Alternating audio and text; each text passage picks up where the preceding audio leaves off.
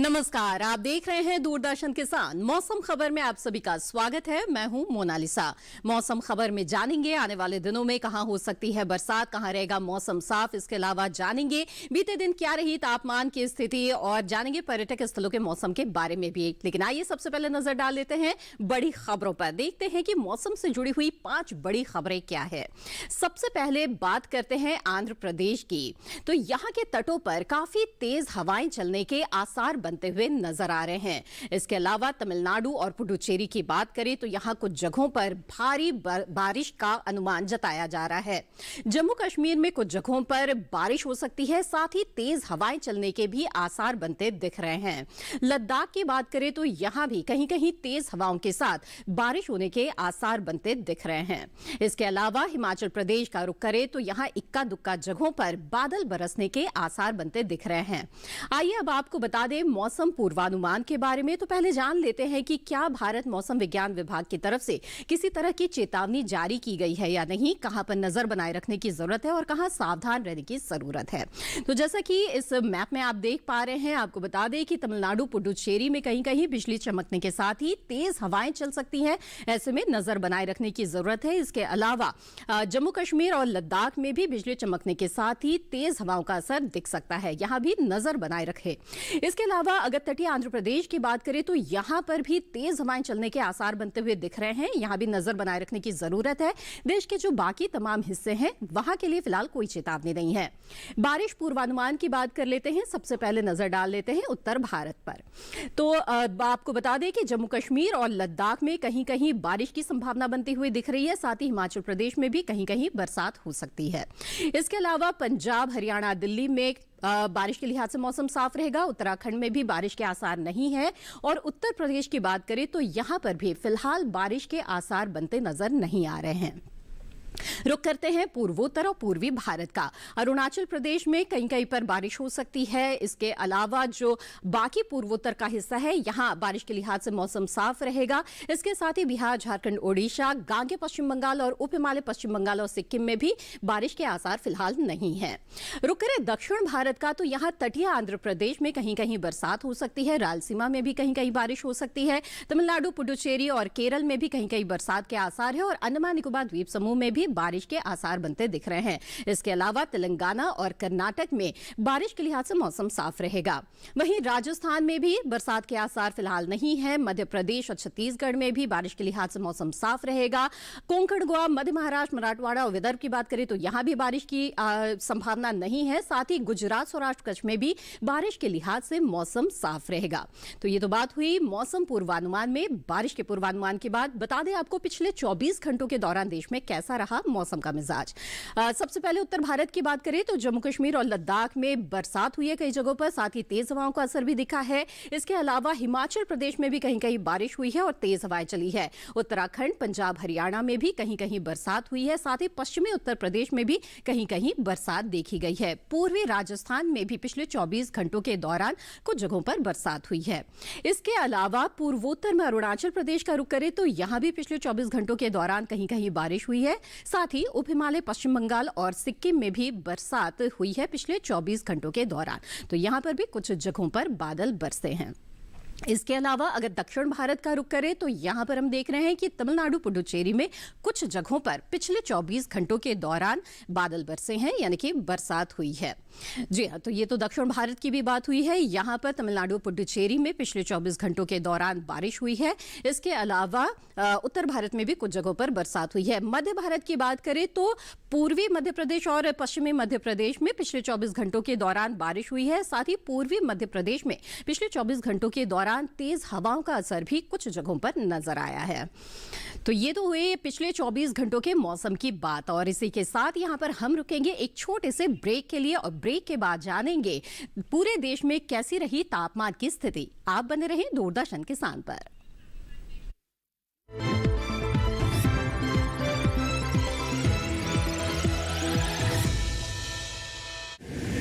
माँ कब आएगा? अभी आएगा। अरे बोलो ना माँ कब आएगा? बोला ना अभी आ जाएगा। ये ले आ गया कुआं। अरे कुआं नहीं माँ, हमारे घर नल से जल कब आएगा? नल से अरे गुड्डी, बहुत जल्दी आएगा पानी। जल जीवन मिशन आ चुका है। हम एक कदम उठाएंगे तो सरकार 10 कदम उठाएगी। सच? तुम्हारे मुंह में घी शक्कर। घी शक्कर नहीं माँ, स्वच्छ जल। 2024 तक देश के सभी 19 करोड़ घरों में पहुंचेगा पीने का साफ पानी। अब होगा हर घर जल। जल जीवन मिशन, जल शक्ति मंत्रालय, भारत सरकार।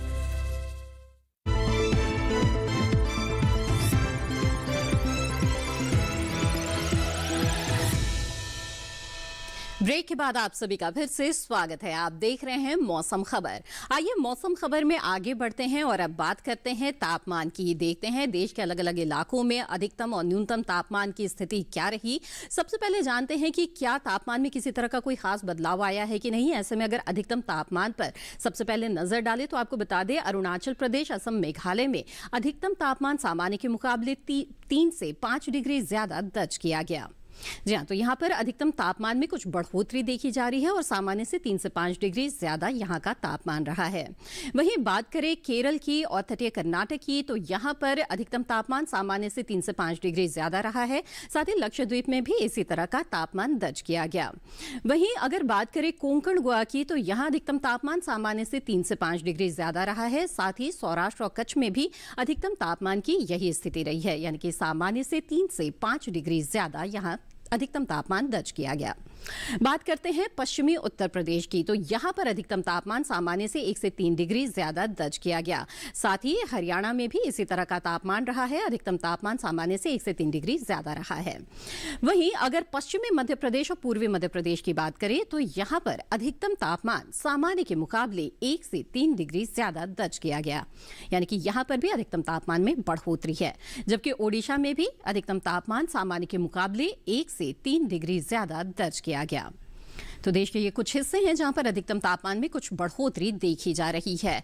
जम्मू कश्मीर और लद्दाख की अगर बात करें तो यहां पर हम देख रहे हैं कि अधिकतम तापमान में कमी आई है। यहां पर अधिकतम तापमान सामान्य से 3 से 5 डिग्री कम दर्ज किया गया है। आपको बता दें कि जो पश्चिमी राजस्थान का इलाका है, यहां पर अधिकतम तापमान सामान्य के मुकाबले 3 से 5 डिग्री कम दर्ज किया गया।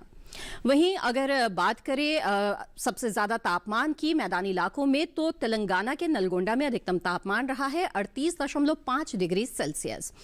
अब आगे बढ़ते हैं, बता दें आपको कि न्यूनतम तापमान में किस तरह का बदलाव हमने देखा है पिछले दिनों। तो हरियाणा और दिल्ली की अगर बात करें तो यहां न्यूनतम तापमान सामान्य के मुकाबले 3 से 5 डिग्री ज्यादा दर्ज किया गया। वहीं अगर रुख करते हैं पूर्वी उत्तर प्रदेश का, तो यहां पर हम देख रहे हैं कि न्यूनतम तापमान में बढ़ोतरी आई है। न्यूनतम तापमान सामान्य से 1 से 3 डिग्री ज्यादा रहा है। जबकि पूर्वी राजस्थान, पश्चिमी मध्य प्रदेश, पूर्वी मध्य प्रदेश में न्यूनतम तापमान सामान्य से 1 से 3 डिग्री ज्यादा रहा है। साथ ही छत्तीसगढ़ में भी न्यूनतम तापमान की यही स्थिति रही है। यहां सामान्य से 1 से 3 डिग्री ज्यादा न्यूनतम तापमान दर्ज किया गया। जबकि तमिलनाडु, पुडुचेरी की बात करें तो यहां पर न्यूनतम तापमान सामान्य के मुकाबले 1 से 3 डिग्री ज्यादा दर्ज किया गया। इसके अलावा रुख करते हैं दूसरे हिस्से का, यानी कि रायलसीमा का, तो यहां पर न्यूनतम तापमान सामान्य के मुकाबले 3 से 5 डिग्री कम दर्ज किया गया। इसके अलावा बात करें तटीय आंध्र प्रदेश की, तो यहां पर न्यूनतम तापमान सामान्य के मुकाबले 1 से 3 डिग्री कम रहा है। साथ ही तटीय कर्नाटक का अगर हम रुख करें तो यहां पर भी इसी तरह का न्यूनतम तापमान दर्ज किया गया। मैदानी इलाकों में सबसे कम तापमान पंजाब के अमृतसर में रहा है। यहां पर न्यूनतम तापमान 7.6 डिग्री सेल्सियस दर्ज किया गया। तो बताया हमने आपको कि अधिकतम और न्यूनतम तापमान में किस तरह के खास बदलाव देखे गए हैं। आइए नजर डाल लेते हैं देश के तमाम अहम शहरों के तापमान की स्थिति पर।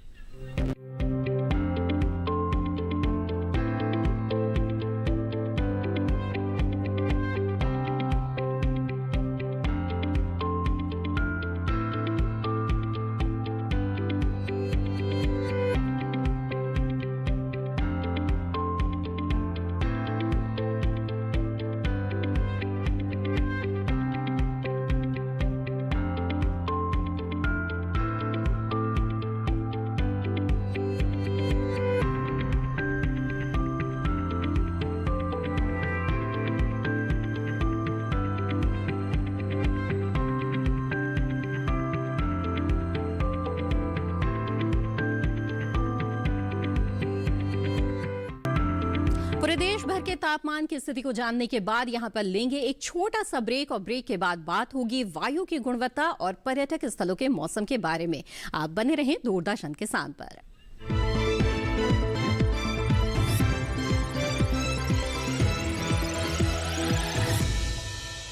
A rare and beautiful relationship. Bonding and long-lasting commitment. Unconditional love. Glimpses of their world. Retelling the facts and dismantling the myths. Learn more about them in our upcoming show, My Best Friend Forever. Every Sunday, 7 p.m. and retelecast on Monday, 2 p.m. on DD National.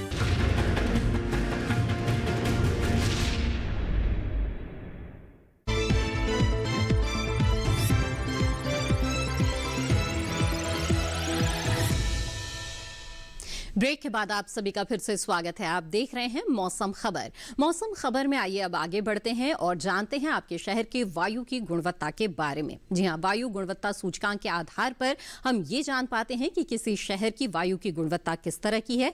और ऐसे में अगर सबसे पहले हम बात करें दिल्ली की, तो यहाँ पर वायु की गुणवत्ता 195 वायु गुणवत्ता सूचकांक पर दर्शाता है। इसके अलावा लखनऊ की अगर बात करें तो यहाँ की वायु की गुणवत्ता संतोषजनक मानी जा सकती है, क्योंकि 125 वायु गुणवत्ता सूचकांक है यहाँ का।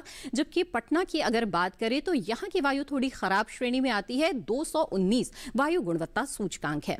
बेंगलुरु की बात करें तो यहाँ की वायु अच्छी है, क्योंकि 96 वायु गुणवत्ता सूचकांक यहाँ का दर्शाता है। जबकि पुणे की अगर बात करें तो यहाँ का वायु गुणवत्ता जो है वो संतोषजनक की श्रेणी में आएगा, 110 वायु गुणवत्ता सूचकांक पुणे शहर का है।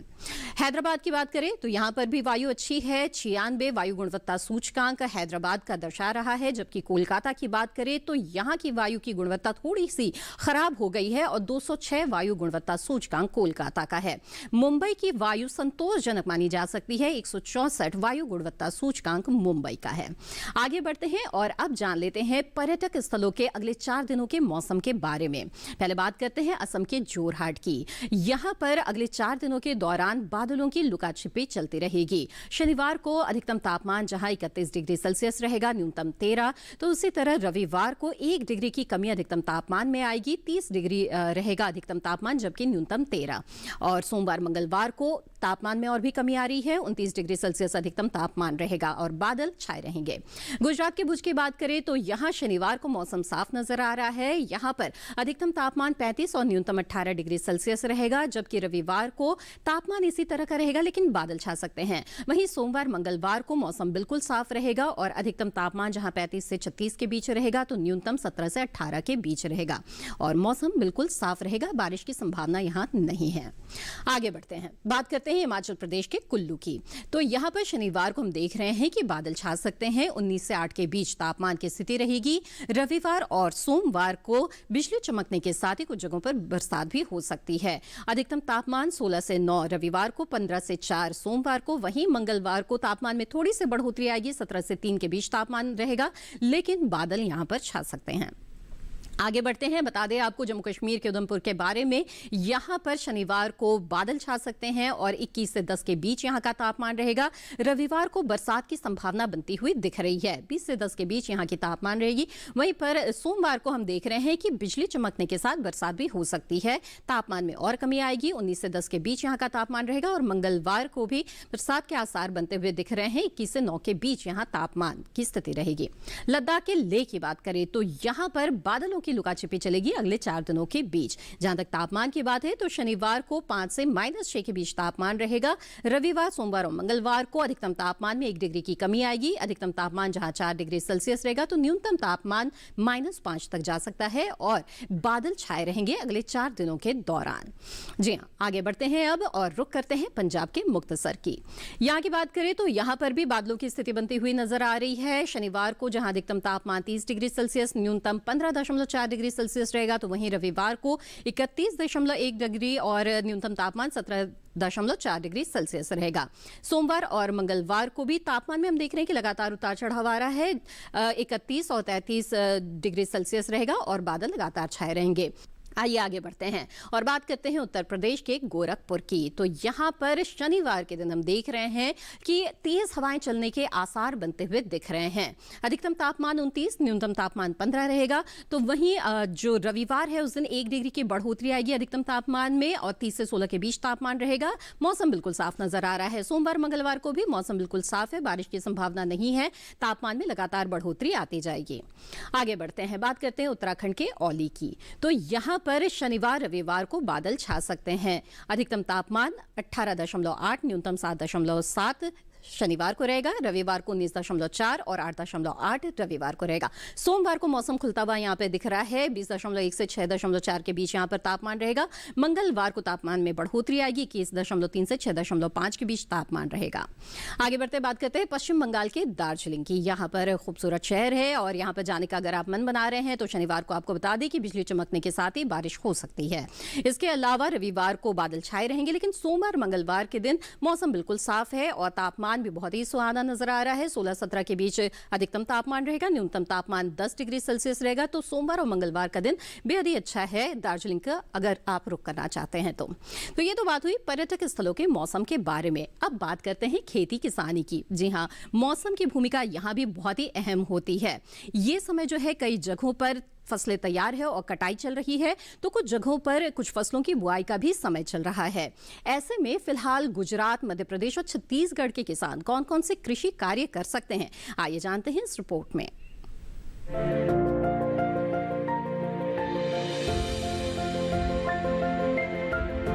जैसे जैसे मौसम बदल रहा है वैसे वैसे सब्जियां और फसलें भी बदल रही है।